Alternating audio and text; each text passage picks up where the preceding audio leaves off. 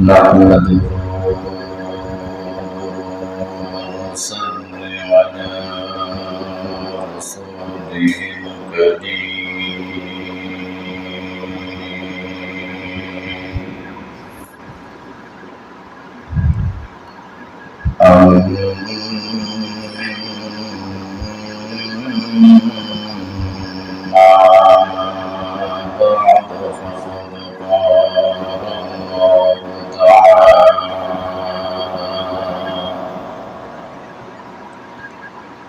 في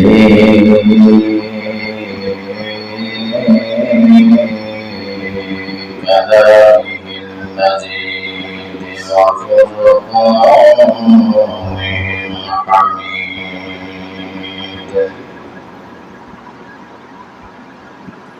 أعوذ بالله من الشيطان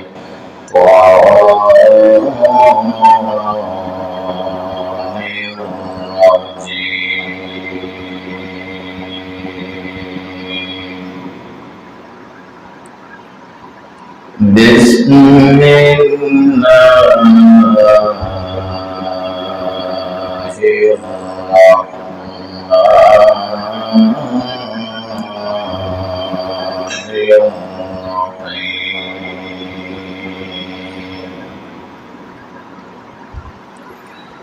إن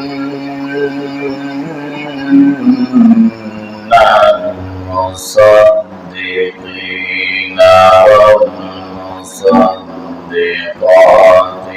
أقرضوا الله قرضا حسنا يضاعف لهم ولهم أجر كريم.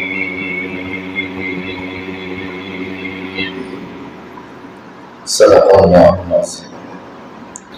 وقال رسول الله صلى الله عليه وسلم الصدقة ترد البلاء وتزيد في العمر أو كما قال عليه الصلاة والسلام.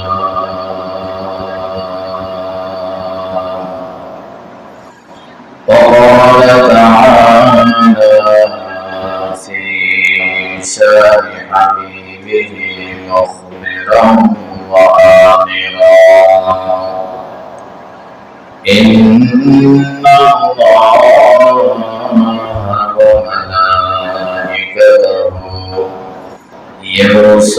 يصلون على النبي يا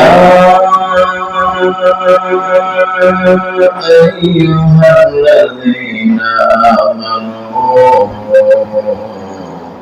صلوا عليه وسلموا تسليما.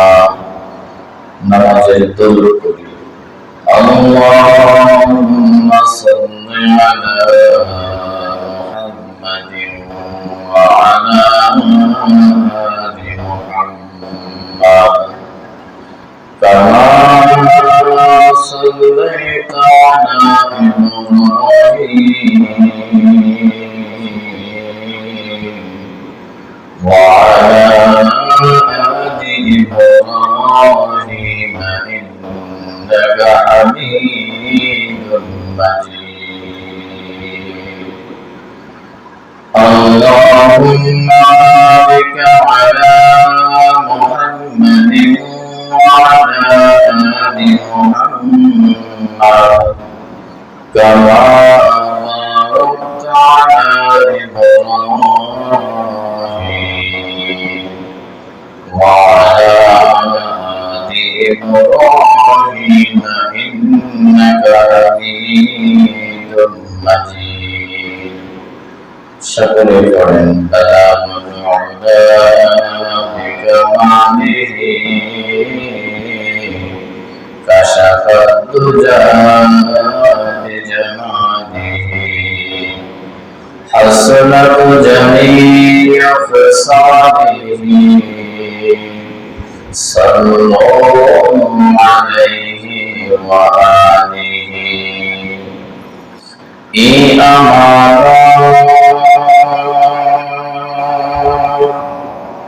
चंदेलों से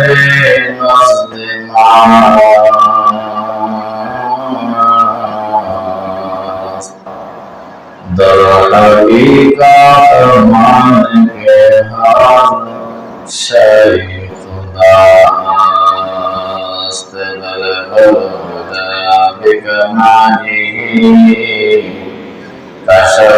खुदा أسلف جميع خصاله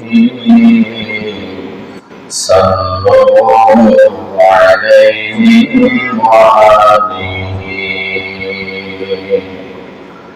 الحمد لله ثم الحمد لله আল্লাহ পাক রব্বুল আলামিনের দরবারে প্রথমে কালিমাতুশ শুকর আদায় করছি যে আল্লাহ পাক রব্বুল আলামিন আমাকে আপনাদেরকে বিভিন্ন জায়গা থেকে বিভিন্ন গোত্র থেকে 10 মায়ের 10 সন্তানকে এক জায়গায় জোরে মিলে বসার যিনি তৌফিক দান করেছে সেই মহান মালিকের দরবারে শুকরিয়া জ্ঞাপন ছেড়ে দেই সকলেই করে নেই আলহামদুলিল্লাহ আমরা একবার করে নেই আলহামদুলিল্লাহ মোটামুটি হয়েছে আল্লাহর নবীজি সাইয়্যিদুল মুরসালিন সাইয়্যিদুস সাহালাইন ইমামুল মুরসালিন রাহমাতুল লিল আলামিন সেই নবীর উম্মত আমরা নবীর উম্মত বিনা দরখাস্তে আল্লাহ পাক রব্বুল আলামিন আমাদেরকে করেছেন সেই স্বনামধন্য উম্মত হয়ে নবীর উপরে দরুদ ও সালাম আমরা সকলে আজকের জুমার দিনে এই ময়দান থেকে মদিনার ওই সবুজ গম্বুজের নিচে অন্য কেউ না আপনার আমার জানের জান আপনার আমার প্রাণের প্রাণ যাকে টার্গেট করে আল্লাহ দুনিয়া বানিয়েছে যাকে টার্গেট করে আসমান বানিয়েছে যাকে টার্গেট করে আশরাফুল মাখলুকাত বানিয়েছে সেই নবীর উপরে ভক্তিগত চিত্তে উদাহরণে ইশকে মুহাম্মদী ভাব নিয়ে পিস অফ মাইন্ড তত্ত্ব প্রশান্তি সহকারে সকলে জড়তাকে ঝেড়ে স্পষ্টতার সাথে বলি সাল্লাল্লাহু আলাইহি ওয়াসাল্লাম আপনারা কেমন আছেন মন খারাপ করেন নাই তো সবাই সুস্থ আছেন না তাহলে 2-4-5 মিনিট কথা বলা যাবে মাশাআল্লাহ আল্লাহ পাক রব্বুল আলামিনের জগৎ বিখ্যাত একজন উচ্চ তবকার ওলি সে বলেছেন ই আমার চাঁদে রোজে মস্তে মাস্ত দর হাকিকত মালিকে হওয়ার খোদা আস্ত পৃথিবীতে আমার স্ত্রী আমার কাছে আমানত কথাটা আমরা বুঝাইতে পারলাম না ছেলে নিয়ে আমাদের কাছে আমানত স্বরূপ কি স্বরূপ আমানত আপনি চাইলেও রাখতে পারবেন না স্ত্রীকে যতই আপনি বিভিন্ন ভাবে ইংলিশে বলেন আর বাংলাতে বলেন আমি তোমাকে ভালোবাসি, আই লাভ ইউ, যুগ যুগ ধরে স্ত্রীকে রাখা যাবে? অনেকটা সময় সীমা আছে, অনেকটা নির্ধারিত টাইম আছে। এর ভিতরেই যার কাছ থেকে নিয়েছিলাম তার কাছে আবার বুঝে দিতে হবে। কি বলে? আল্লাহ আমাদেরকে দিয়েছিলেন, আল্লাহর কাছে আবার জমা দিতে হবে। জোর করেও নিয়ে রাখতে পারবো না। এখন আপনার বাবা এক সময় ইয়ং ছিল, আপনার বাবার জমি 20 বিঘা, কিন্তু সারা বছরে কি বয়স ইয়ং থাকবে? আস্তে আস্তে বুড়ো হয়ে যাবে, পরিশেষে দুনিয়া ত্যাগ করতে হবে।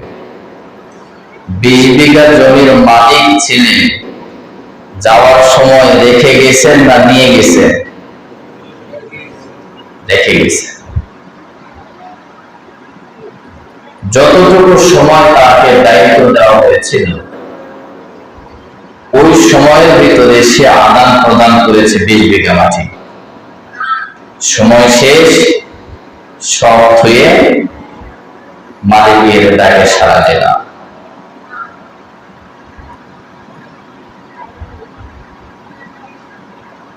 গোরস্থানের একটু মাটি বাইনা করে রাখরে, গোরস্থানের একটু মাটি বাইনা করে রাখরে, বাইনা করে রাখ। যেই মাটিতে শুনতে হবে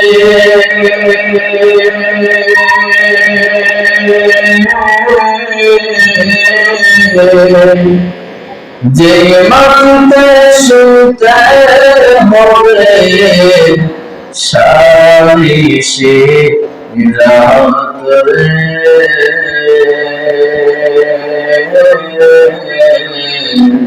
গোরস্থানের একটু মাটি বাইনা করে রাখরে। তাহলে জমি ক্রয়ের আগে গরু এই পালন করা, যে আপনার গরু পছন্দ হয় কোরবানির, কিছু টাকা বায়না দিয়েছে, কি দিয়েছে? বায়না দিয়েছে। জমি ক্রয় করবো, তার মুহূর্তে সবকিছু কমপ্লিট হয়ে গেল, কিছু টাকা মালিককে বুঝাই দেওয়া, এটাকে বলা হয় বায়না। কি বলা হয়? বায়না। তা আপনি যে কবরে যে জায়গাটাতে থাকবেন ওই মাটিটা আপনাকে বায়না করতে হবে না। কি বলে? না শুদ্ধ হবে না। কি হবে না? শুদ্ধ হবে না। বায়না করার দরকার আছে না?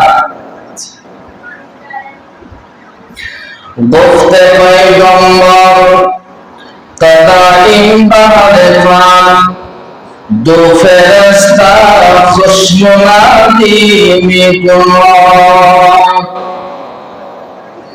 আল্লাহ নবীজি বলেন, হে পৃথিবীর উম্মতেরা, আমি নবীজি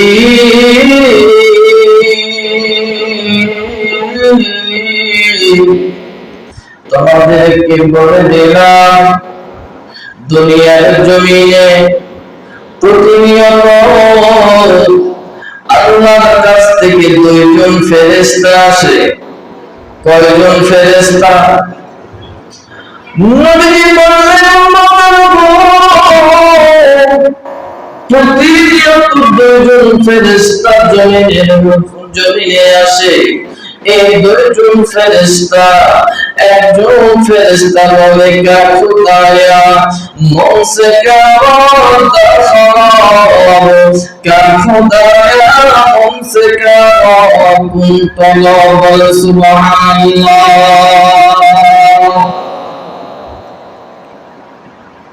একজন ফেরেশতা কাজে লাগাইতে না পারে তাহলে আপনার সয় সম্পত্তি ডাস্টবিনে ফেলে দেওয়া লাগবে। এটাই আপনার জন্য আবার কাল হয়ে দাঁড়াবে। বলা হয়েছে হাসরের মাঠে এই সম্পদ বিশাল অজগর সাপ তৈরি করা হবে। আপনার ললাটে সাপ তো আর ছোট হয় না, কি হয় না, ছোট তো আর হয় না। আল্লাহ যদি বানায় ছোট বানাবে? আল্লাহ বানালে বড় একটা সাপ বানাবে, আপনার ললাটে পেঁচে দেওয়া হবে। আর ওই সাপ আপনাকে সবল মারে বলবে যে আমি তোমার উত্তর মাঠের সম্পদ দংশন করবে, আর বলবে আমি তোমার দক্ষিণ মাঠের সম্পদ দংশন করবে, আর বলবে আমি তোমার পূর্ব দিকে যে তোমার জমি ছিল ওই জমির সম্পদ আমি। আমার জিজ্ঞেস করবে বান্দা এবার যেটা দংশন করলাম পশ্চিম দিকের সম্পদ আল্লাহ সাপ বানায় দিয়েছে, তাহলে পশ্চিম দিকের সম্পদ, পূর্ব দিকের সম্পদ, দক্ষিণ দিকের সম্পদ, উত্তর দিকের সম্পদ এগুলো যদি কাজে লাগাইতে না পারেন দোস্ত, পরিশেষে কি হবে? সাপ হবে, কি হবে? আমার ভাইয়ের, আমার বন্ধুগণ, এই জন্য আল্লাহ পাক রব্বুল আলামিন হযরত ঈসা আলাইহিস সালাম ভাইজান, তার মানে যারা দুনিয়ায় বেঁচে থাকার পরে কবরটাকে বায়না করে নিতে পারলো না, দুনিয়ায় বেঁচে থাকার পরে যারা কবরটাকে সহি করে নিতে পারলো না, এই লোকগুলা আপনারা বলেন ভালো না খারাপ? বলেন খারাপ। এই খারাপ সম্প্রদায় হযরত ঈসা আলাইহিস সালামের কাছে আপত্তি করলেন, হুজুর এই লোকটার বহু সম্পদ কিন্তু কাজে লাগাইতে পারলো না হুজুর। এই লোকটা সম্পদ দিয়ে মদ খায়, এই লোকটা সম্পদ দিয়ে জুয়াবাজি করে, এই লোকটা সম্পদ দিয়ে তাস খেলায়, এই লোকটা সম্পদ দিয়ে লটারিতে এসে যোগদান করে।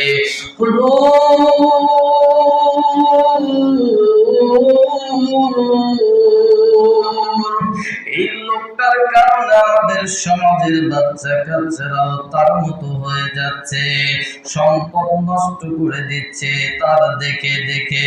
হুজুর আপনার কাছে একটু জোড়হাত করে বলি হুজুর, যেহেতু আপনি আল্লাহর পয়গম্বর, যেহেতু আপনি আল্লাহর একজন নবী, ও হুজুর ওই লোকটার ব্যাপারে আপনি আল্লাহর কাছে একটু দোয়া করেন। এই কথা যখন গ্রামবাসীরা সবাই ধরে বসলো,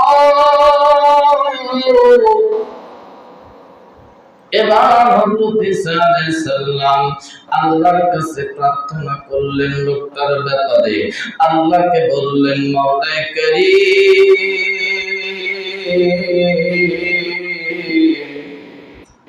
আল্লাহ তার হায়াত যদি থাকে তাহলে তার কপালে হেদায়েত লিখে তো বলেন সুবহানাল্লাহ। আর যদি তার হায়াত যদি না থাকে আল্লাহ এই লোকটাকে তুমি নির্মূলে ধ্বংস করে দাও। দোয়া করলেন কে? ঈসা আলাইহিস সালাম। নবীর দোয়া কি বিফলে যায়? নবীর দোয়া কখনো বৃথা যায় না, সঙ্গে সঙ্গে দোয়া কবুল হয়ে গেল। আল্লাহর বান্দা, আমার বেটা আল্লাহর বান্দার একটা কর্ম ছিল, আল্লাহর বান্দার একটা কাজ ছিল। আল্লাহর বান্দা ছিল গরিব মানুষ। ভাইজান, গরিব মানুষ হলে তো ওইরকম গরিব না, কিন্তু কিছু সমাজের মধ্যে লোক আছে 30 বিঘা মালিকে 30 বিঘা সম্পত্তির মালিক, কিন্তু কোন সময়ের জন্য ভালো এক জোড়া জুতাও কিনে না। আছে না? একে কি বলা হয়? কিলবন বলা হয়, কি বলা হয়? এই জুতা দে যুগের পর যুগ কাটায় দিবে, শ্বশুর বাড়ি দিল ওই জুতায় পড়ে যায়। আচ্ছা কেন? আরে চেঞ্জ কর, শ্বশুর বাড়ি যাচ্ছি, তুই জামাই মানুষ, তুই এই জুতা যুগ যুগ কাটার পরে আর কতই জীবন থাকবে ভাই বলেন? এক জুতা যদি এক যুগ যায়, ওরা হায়াত থাকবে? আবার দেখেন ওই বিয়ার সময় একটা চাদর শাল, যেটা বলা শীতের মৌসুমে শাল, শাশুড়ি অথবা শ্বশুরে গিফট করছিল, ওই শাল আজও পর্যন্ত অব্যাহত রাখছে। আছে না এমন মুরব্বি? আর আমরা আপডেট, নতুন নিউ মডেল আসবে তো পুরাতন চেঞ্জ, কে বলে? আর আমার বন্ধুগণ, এই লোকটা ছিল ধোপা। কি ছিল? ধোপা, কাপড় পরিষ্কার করত। এই লোকটা ছিল ধোপা। আমার বন্ধুগণ, আমার ভাইরা যারা পানের দোকান করেছে ছোটবেলায়, যারা ফুটপাতে দোকান করেছে, আজকে কোটি কোটি টাকার মালিক, এমন মালিক আছে না নাই? আমার দাদারে ধোপাগিরি করতে করতে অনেক টাকার মালিক হয়ে গেছে। ভাই গো, আল্লাহ পাক রব্বুল আলামিনের বান্দা কাজ করবে আর তো বাড়িতে ফিরে আসতে পারবে না। বাড়ি থেকে নদী অনেক দূরে, কাপড়গুলো নিয়ে যেতে হয় পোটলার মধ্যে। আমার বন্ধুগণ, এবার ধোপা চিন্তা করলেন, আমি বাড়িতে রিটার্ন আসবো না, তাহলে আমি কিছু খাবার, অর্থাৎ আমি কিছু ক্ষুধা নিবারণের জন্য কিছু খাবার সংগ্রহ করে নেই। ভাইজান, এই ধোপা একটা নয়, দুইটা নয়, 3টা রুটি পোটলার মধ্যে বেঁধে নিলেন। এই 3টা রুটি পোটলার মধ্যে বেঁধে নেওয়ার পর ধোপা আস্তে আস্তে করে এবার বাড়ি থেকে রওনা হয়ে গেলেন নদীর দিকে কাপড়গুলি পরিষ্কার করার জন্য। বাবাজি, এই জন্য আল্লাহ পাক রব্বুল আলামিন বলেছেন, হরসেদারি সরফে কুন্দার রাহেও লান তানালুল বিররা হাত্তা তুনফিকু। সুবহানাল্লাহ। হরসেদারি সরফে কুন্দার রাহেও লান তানালুল বিররা হাত্তা তুনফিকু। বলা হয়েছে হযরত ইব্রাহিম আলাইহিস সালামকে বলা হলো, ইব্রাহিম, তোমাকে পরীক্ষার মধ্যে ফেলানো হলো, তোমার সবচাইতে যেটা প্রিয় বস্তু সেটা তুমি আমাকে দিয়ে দাও। ইব্রাহিম আলাইহিস সালাম 100 উট আল্লাহর রাস্তায় দিয়ে দিলেন, পরে 100, আবার 200, এভাবে করে দুম্বা 100 দিয়ে দিলেন। 200 জানোয়ার কুরবানি দেওয়ার পর আল্লাহ পাক রব্বুল আলামিন বলেছেন, আল্লাহ পাক রব্বুল আলামিন বলেছেন, এ আমার পয়গম্বর, তুমি উট 100 দিয়েছো, দুম্বা 100 দিয়েছো, তবে তোমার পূর্ণ বস্তু এখনো হয় নাই।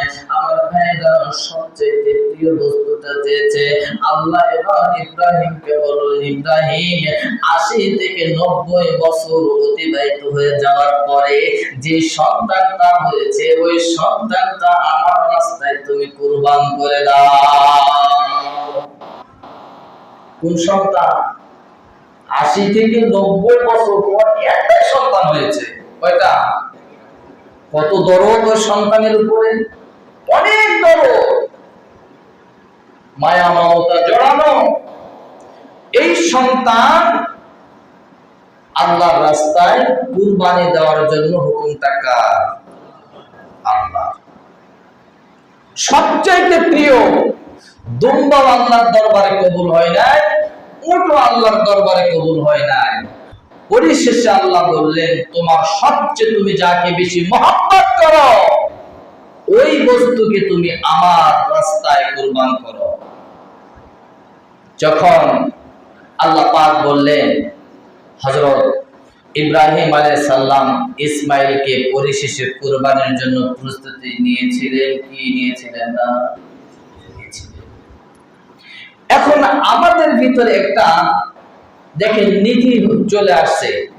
আমাদের কাছে যদি 10টা টাকা নোট থাকে, 1 2 3 4 কয়েক দোকানের ঘোরাঘুরি করার পর দোকানদার টাকাটা দিচ্ছে না, বুঝেন? কিন্তু টাকাটা দোকানদার নিয়ে সদা দিচ্ছে না, তার মানে এই টাকার ভিতরে 8-10টা টেপ মারা আছে। কি মারা আছে? এখন চিন্তা করলেন যে তো দোকানদার নিলই না রে, তাহলে আজকে শুক্রবারের দিন কোটাতে ফেলে দেই, কাঠ ফেলে দেই, কাঠ ফেলে দেই, কোটাতে ফেলে দেই। আচ্ছা, 4 দোকানদার যদি না নেয়, মসজিদের সভাপতি সেক্রেটারি নিবে ভাই? তো ওলা অকাম করেন কেন? অনেক ছিঁড়া ফাটা টাকা পাওয়া যায় মসজিদে, যেটা চলে না, রিফারিং করলেও চলে না। আচ্ছা, এই টাকা গুলা কে দিছে ভাই? আমরা দিছি না, হ্যাঁ? না বাইরের লোক দিছে কম? এবং আপনার সবচেয়ে যেটা চকচকে টাকা, ওই টাকাটা মসজিদে দিতে হবে। বুঝাতে পারলাম? এটা হলো সবচেয়ে প্রিয়। এখন অটো চড়ে গেছেন পত্নী চালাতে, ভাড়া দিতে হবে 10 টাকা অথবা 5 টাকা। এখন যেটা পুরাতন নোট ওটাকে বললাম দিয়ে দিলাম, নতুনটা ভিতরে সেট করেছে, এরকম হয় না? কেন নতুনটা খরচ করবেন না? আমার বন্ধুগণ, এবার দোকান সামনের দিকে অগ্রসর হলেন। একজন মুসাফির ধোপাকে বললেন, ভাই ধোপা, আমি অনেক দিন পর্যন্ত অনাহারে আছি, ভাই গো, আপনি যদি আমাকে কিছু ক্ষুধা নিবারণের জন্য দেন তাহলে আমার অনেক বড় উপকার হয়। ধোপা চিন্তা করলেন, আমার কাছে তো বেশি কোনো খাদ্য নাই, আমি বাড়ি থেকে রওনা হওয়ার সময় কয়টি রুটি? সবাই ভালো করে বলেন, কয়টি রুটি? 3টি রুটি বানান। ধোপা চিন্তা করলেন, তাহলে 3টির ভিতরে আমি একটি ওই মুসাফিরকে দিয়ে দেই। ধোপা চিন্তা করলেন, আমি আর দেরি করব না, অনেকগুলি কাপড় আমাকে পরিষ্কার করতে হবে। আল্লাহর বান্দা 3টি রুটি থেকে একটি রুটি সঙ্গে সঙ্গে মুসাফিরকে দিয়ে দিলেন। আর মুসাফিরের অন্তর থেকে আমার বাবা, আমার ভাইরা, যে সমস্ত ফকিরেরা বাড়িতে অথবা দোকানের মধ্যে আসে, টাকার অঙ্কনটা যদি বেশি হয়, মুখ দিয়ে বিড়বিড় করে কি যেন একটা তাদের অন্তর থেকে দোয়া বের হয়, কি হয় না? তো মা, তোর বেটি ভালো থাক, তোর বেটাও ভালো থাক, বলে না? মা, তোর বেটি ভালো থাক, তোর বেটাও ভালো থাক। আর যদি বিজনেসে যদি যায়, তাহলে বলবে, আল্লাহ, এই বেটার ব্যবসাকে আল্লাহ তুমি আরো উঁচু মাপের করে দাও। আমি বললাম এইরকম দোয়া যখন এই পথিক দিয়ে দিলে একটা রুটি, দোয়া করলেন, গফারাল্লাহু লাকা মা তাকাদ্দামা মিন যামবিকা তাহিরা কলবু। এইরকম যখন পথিক দোয়া করলেন, আল্লাহ পাক রব্বুল আলামিন হযরত ঈসা আলাইহিস সালাম গ্রামবাসীদেরকে বলে দিলেন, ঠিক আছে, তোমরা সবাই জড়ো হয়ে নদীর কিনারায় যাবে, আজকে দিনের ভিতরে এই ধোবার মৃত্যু হয়ে যাবে। আল্লাহর পক্ষ থেকে আমার কাছে ছোট্ট একটা মেসেজ চলে আসছে, তোমরা সবাই যদি তার মৃত্যু দেখতে চাও তাহলে নদীর কিনারায় যাবে। বাবাজি, কথা যা কাজ তাই, এরকম ভাবে গ্রামের সকলে দলবদ্ধ ভাবে চলে গেল নদীর কিনারার দিকে। সবাই জড়ো হয়ে গেল। এদিকে ধোপা হাঁটি হাঁটি পা পা করে একটি রুটি আল্লাহ রাস্তায় দিয়ে দিল। বাবাজি, ভাইরা আমার, যুবক ভাইরা আমার, কলজার টুকরারা আমার, ভালো করে শুনবেন। এবার ধোপা যখন একটি রুটি দিয়ে ফকিরের মুখ থেকে এরকম যখন দোয়া পেলেন, ফকির বললেন, আল্লাহ, এই ধোপার অন্তরের ভিতর থেকে আল্লাহ যত প্রকার ক্লান্তি আছে, যত প্রকার সমস্যা আছে, আয় আল্লাহ, অন্তরের ভিতরে যদি কোনো কালো কুচ্ছিত গুনাহ যদি থাকে, আল্লাহ তুমি তার অন্তরটাকে পরিষ্কার করে দাও। বলেন সুবহানাল্লাহ। এরকম একটা দোয়া করলে আল্লাহ অন্তরের ভিতরে যা আছে, তাহির কলবু, তাহির শব্দের অর্থ হলো পবিত্র, আল্লাহ তার অন্তরটাকে তুমি পবিত্র বানায় দাও। বলেন সুবহানাল্লাহ। এইরকম বাজার যখন মুসাফির থেকে দোয়া পেলেন, ধোপার অন্তরের ভিতরে একটা নম্রতা সৃষ্টি হয়ে গেল। আহারে, এত সুন্দর মুগ্ধময় করা দোয়া আমার জন্য পথিক করলেন না, আমি তার দোয়াতে মুগ্ধ হয়ে গেছি। এবার ধোপা আর একটা রুটি ওই পথিককে দান করলেন। বলেন সুবহানাল্লাহ। এবার পথিক দ্বিতীয় রুটি রিসিভ করার পরে আমার ভাইরা, আমার বাবাজিরা, আমার বন্ধুরা,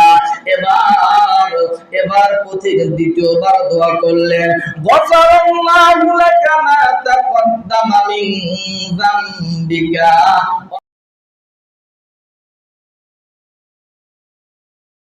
থেকে আল্লাহ তার দয়া হয়েছে আমার উপরে, সে দ্বিতীয় রুটিটি আমাকে দিয়ে দিল। আল্লাহ গো, আখির শব্দের অর্থ হলো আমার ভাইরা পিছনের গুনাহ ধোপার আল্লাহ তুমি মাফ করে দাও। যেমন দোয়া তেমন অ্যাকশন, আল্লাহ কবুল করে নিলেন। এবার ধোপার মনের ভিতরে আরো একটা নম্রতা সৃষ্টি হয়ে গেল।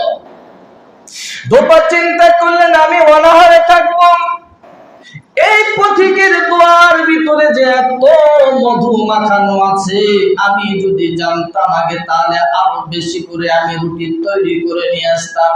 যাই হোক, এই ধোপা দ্বিতীয় রুটিটি যখন দিয়ে দিলেন বাজান, তার জন্য দ্বিতীয়বার দোয়া করলেন। এবার ধোপা চিন্তা করলেন, না না, আমি অনাহারে থাকি, তৃতীয় রুটিটা আমি দিয়ে দেই। বলেন সুবহানাল্লাহ। তৃতীয় রুটিটা যখন দিয়ে দিলেন, আল্লাহ পাক রব্বুল আলামিন এরকম ভাবে ধোপার অন্তরের ভিতরে যখন নম্রতা পয়দা করে দিলেন, পথিক মুসাফির তিন নম্বর দোয়া এবার তার অন্তরের ভিতর থেকে জবান দিয়ে প্রকাশ হয়ে গেল, হাফিজাকাল্লাহ ওয়া বানিয়াতিস সামা ওয়া বানাল্লাহু লাকা কাসরা ফিল জান্নাহ। সুবহানাল্লাহ। আল্লাহ সামনে পিছনের গুনাহ মাফ করে দাও, আর এই ধোপার জন্য একটা জান্নাতের ঘর তৈরি করে দাও। ধোপা কাপড় খাসতেছেন, কাপড় খাসা শেষ, কাপড়গুলি পটলার মধ্যে সবগুলি তাও তাও করে দিয়ে এবারে ফিরে আসতেছেন। জনগণ দেখতেছেন যে ধোপার মৃত্যু হওয়ার কথা আল্লাহর পয়গম্বর নিজে বললেন, ধোপার তো মৃত্যু হলো না। এবার অভিযোগ, হুজুর আপনি তো আমাদেরকে মিথ্যা কথা বলেছেন, আপনি তো একজন মিথ্যুক মানুষ। এবার আল্লাহর পয়গম্বর ঈসা বললেন, কেন?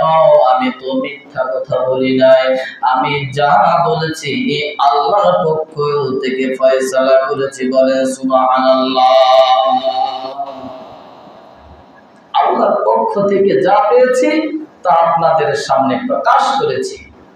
তাহলে ঠিক আছে, যার মৃত্যু হওয়ার কথা, ধোপার মৃত্যু হওয়ার কথা, তাহলে তার ডাকো, এই ধোপা তুমি কি আমল করেছো? ধোপা বলতেছে, হুজুর আমি তো তেমন কোন আমল করি নাই, আমি যখন পথ দিয়ে হেঁটে যাচ্ছিলাম, একজন মুসাফির আমার কাছে কিছু চাইলো, আমার কাছে কিছুই নেই খাওয়ার মতো। একটা রুটি দিয়ে দিলাম, আমার জন্য দোয়া করলেন। দ্বিতীয় রুটি দিলাম, আমার জন্য দোয়া করলেন। তৃতীয় রুটি দিলাম, আমার জন্য দোয়া করলেন। দেখি তোমার পটলাটা খোলো। পটলা খোলা হলো।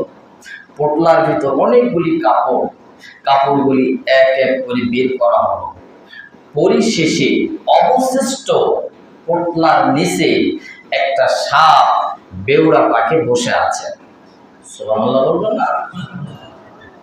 সাপ সুন্দর করে বেউড়া পাখি বসে আছে। ঈসা আলাইহিস সালাম জিজ্ঞেস করলেন, ভাই খারাপ লাগতেছে? ঈসা আলাইহিস সালাম জিজ্ঞেস করলেন,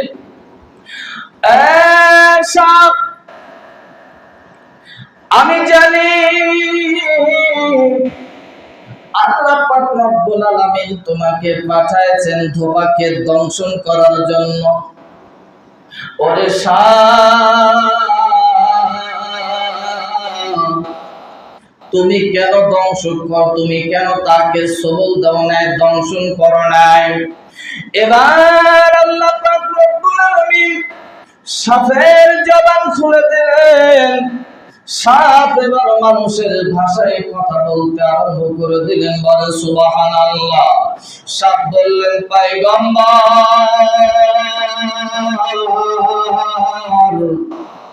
শুনবেন?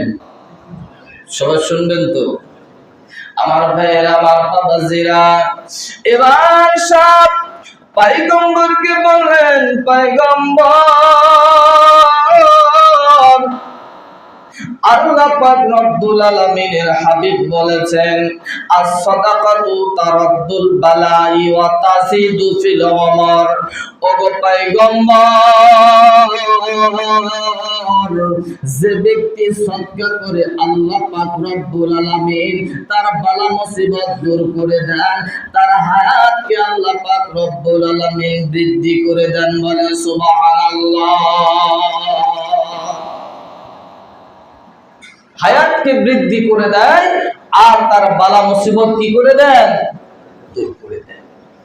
সাপ যখন আল্লাহর পয়গম্বরকে বললেন, আল্লাহর পয়গম্বর, প্রথম রুটিটি যখন ধোপা দিয়ে দিল, তখন ডান দিকে একজন ফেরেশতা, দ্বিতীয় রুটিটি যখন ধোপা মুসাফিরকে দিয়ে দিল, বাম দিকে আরেকজন ফেরেশতা, এভাবে করে তৃতীয় রুটিটি যখন দিয়ে দিল, আমার ভাইরা, সঙ্গে সঙ্গে আল্লাহর পক্ষ থেকে আরেকজন তৃতীয় ফেরেশতা আসলো। আসার পরে আমার মুখে এমন ভাবে লাগাম পরায় দিল, আমি আর ধোপাকে দংশন করতে পারলাম না। বলে সুবহানাল্লাহ। এই জন্যই নবীজি বলেছেন, একে আল্লাহ দুয়ে নবী, দান করিলে সবই পাবি। নদীর কুল ভাঙ্গে ও কুল করে,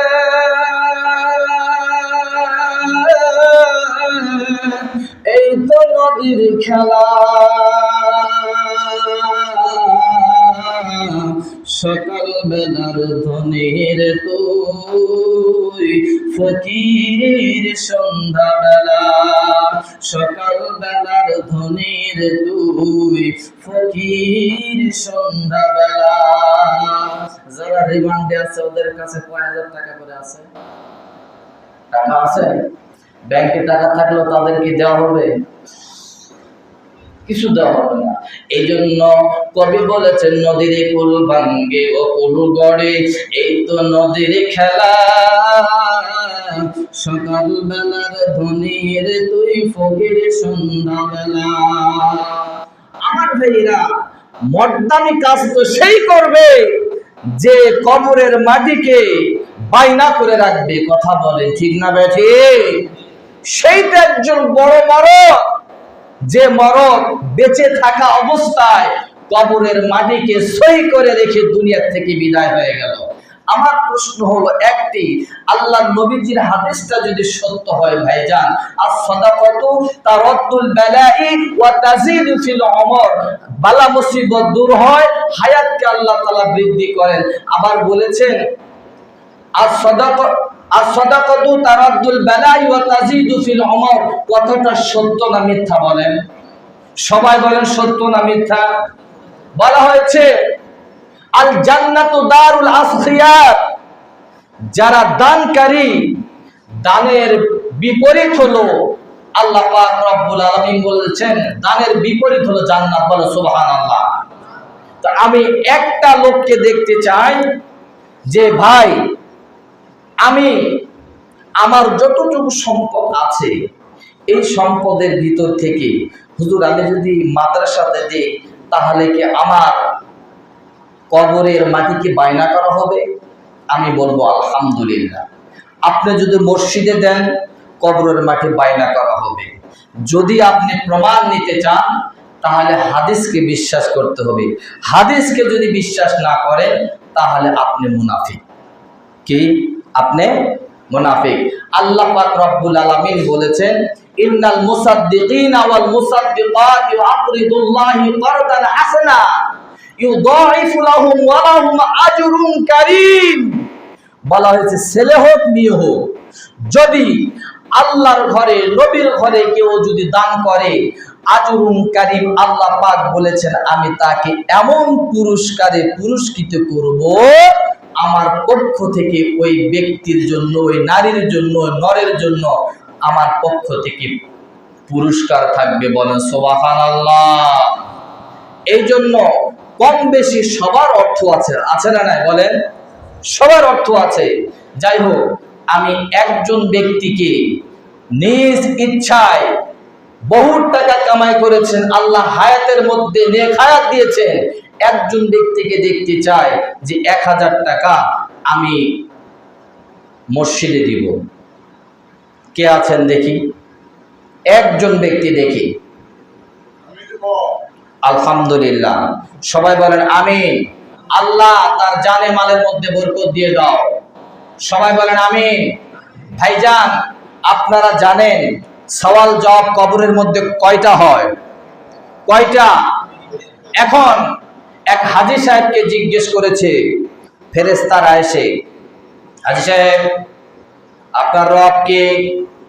হাজী সাহেব বলতে ফুল হাউস। আপনার দিন কি? বলতে ফুল হাউস। আপনার ধর্ম কি? বলতে ফুল হাউস।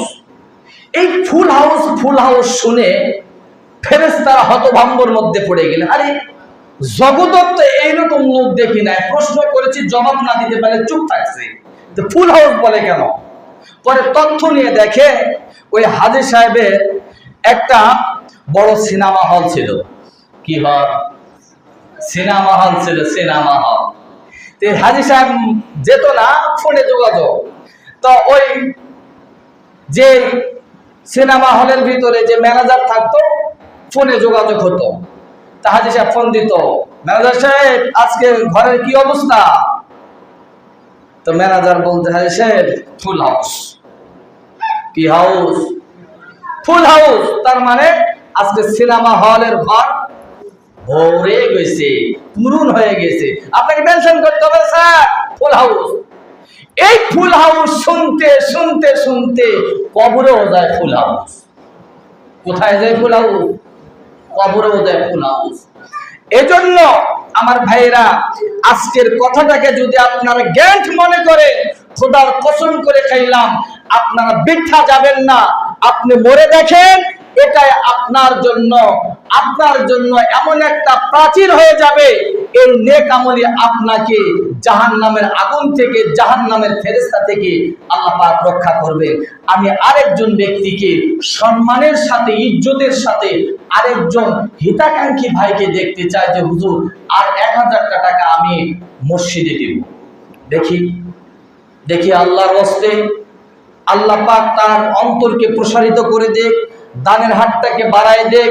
ভাই এগুলোর আমানত, চাঁদে রোজে নজদে মাস, দর হাকিকত মালিকে হর শাই খোদা। সাপুড়া যদি হইতে চান আপনাকে সাপুড়ার মন্ত্র জানতে হবে। মন্ত্র যদি না জানেন দৌড়ে দৌড়ে যদি সাত ধর বাজান আপনাকে কিন্তু সবল দিবে। এই জন্য আপনার কাছে সম্পদ আছে, সম্পদটা কোন কাজে ব্যয় করতে হবে এটার নিয়ম আপনাকে জানতে হবে।